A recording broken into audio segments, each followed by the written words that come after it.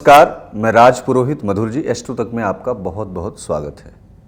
आज बहुत ही पावन और पवित्र पर्व की बात करेंगे, गुरु पूर्णिमा। प्रत्येक मानव के जीवन में जन्म होने के बाद एक माँ एक ऐसी गुरु होती है। जब व्यक्ति पृथ्वी माँ के गोद में चलना शुरू करता है, प्रारंभ करता है, तो अपने माँ से जन्म लेने के बाद धरा पर आ जाता है। ऐसे में जब वो धीरे धीरे बड़ा होता है, चंद्रमा की कलाओं की तरह अपना यश और कीर्ति की तरफ वो बढ़ने लगता है, तो उसको एक गुरु की गाइडेंस की आवश्यकता होती है। व्यक्ति समझ नहीं पाता अपने जीवन में कि जिसके द्वारा हमारे जीवन की रूपरेखा, जीवन की भूमिका निर्धारित की गई है, उसका सम्मान करने का समय तो प्रत्येक दिन होता है, लेकिन एक ऐसा पावन पवित्र पर्व होता है जो कि उस गुरु को ही समर्पित होता है। अर्थात आपके जीवन में जितना भी विकास हुआ है, जो विकास के पथ पे आपको गाइडेंस मिली है, जो विचारधाराएं आपकी पवित्र हैं, जिस भी दिशा में आप कार्य कर रहे हैं, ऐसे मार्गदर्शन करने वाले ऐसे गुरु को आज के दिन, गुरु पूर्णिमा के दिन, हम विशेष रूप से नमन करते हैं। गुरु दक्षिणा के रूप में कहीं न कहीं उनको कुछ न कुछ उपहार भेंट करते हैं। ऐसे ही पवित्र अवसर आज का दिन है 21 जुलाई। वस्तुतः 20 जुलाई को सायंकालीन बेला शाम को 6 बजे से पूर्णिमा लग चुकी है। अर्थात 21 जुलाई को ये पूर्णिमा शाम को 4:10 तक रहेगी। अब गुरु पूर्णिमा 20 को करना है या 21 को, तो ये चीज़ें तो आपको कन्फर्म ही कर दें कि 21 जुलाई को ही गुरु पूर्णिमा महामहोत्सव मनाया जाएगा। गुरु पूर्णिमा महामहोत्सव मनाया क्यों जाता है, उसका विशेष रूप से आधार क्या है। गुरु का आधार जैसे बताया कि गुरु बिनु भवनिधि तरहि न कोई।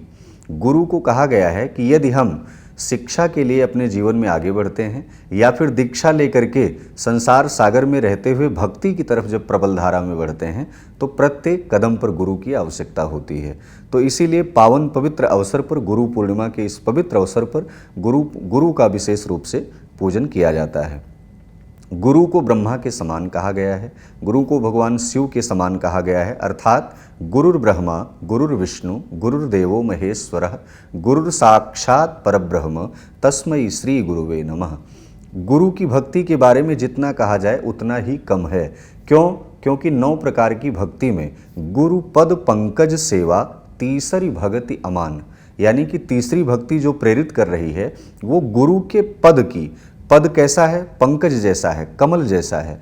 उसके पूजन करने से आपके जीवन में, आपके अंतर हृदय में जो नारायण का वास होना है, वही गुरुपद पंकज, वही कमल आपके अंतर हृदय में जब खिलेगा, तो साक्षात नारायण, साक्षात हरि, साक्षात कृष्ण आपके अंतर हृदय में विराजमान होंगे और वही आपके समस्त विघ्नों का विनाश करते हुए आपके जीवन की रूपरेखा अर्थात अंधकार से प्रदीप्तवान, प्रज्वल्यवान एक उजाले के रास्ते पे आपको ले जाने का कार्य करेंगे। तो इस गुरु पूर्णिमा के पावन पवित्र महामहोत्सव का 21 जुलाई का विशेष रूप से ध्यान रखें। शाम को 4:10 तक शुभ मुहूर्त है।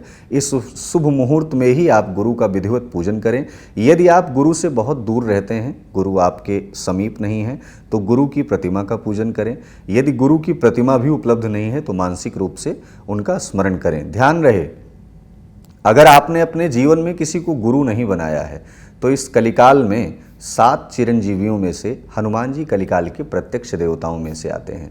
हनुमान जी कलिकाल के प्रत्यक्ष देवता हैं और साक्षात चौपाइयों में उनका वर्णन है, जय जय जय हनुमान गोसाई कृपा करहु गुरुदेव की नाही। अर्थात गुरु के प्रकार, गुरु की कृपा, गुरु जैसी कृपा यदि आपको अपने जीवन में प्राप्त करनी है तो आप हनुमत उपासना जरूर करें। अर्थात जब हम भक्ति पथ पे चलते हैं, भक्ति प्रसंग में चलते हैं राम की कृपा प्राप्त करने के लिए, तो वहाँ हनुमान जी जैसा गुरु होना चाहिए जो कि लक्ष्मण के मूर्छित होने पर सजीवन बूटी ला करके और लक्ष्मण जी को पुनः जीवित करने का कार्य किया। अर्थात उस बानर कुल में बहुत सारे लोग थे, लेकिन ऐसा सुलभ कार्य वो हनुमान जी ने ही किया और उसका कारण है कि अतुलित बलधामम हेम शैलावदेहम। प्रत्येक व्यक्ति चाहता है कि गुरु की प्रेरणा से, शिक्षक की प्रेरणा से उसके अंदर एक ऐसा ओज और तेज विराजमान हो, एक ऐसी विद्या बुद्धि में प्रबलता, निपुणता विराजमान हो जिससे जीवन जीने की शैली, परंपरा, कुल की परंपरा में कहीं न कहीं बदलाव आ सके। तो इस गुरु पूर्णिमा पावन पर्व पर आपको विशेष रूप से करना क्या चाहिए जिससे कि संपूर्णतः आपको फल प्राप्त हो।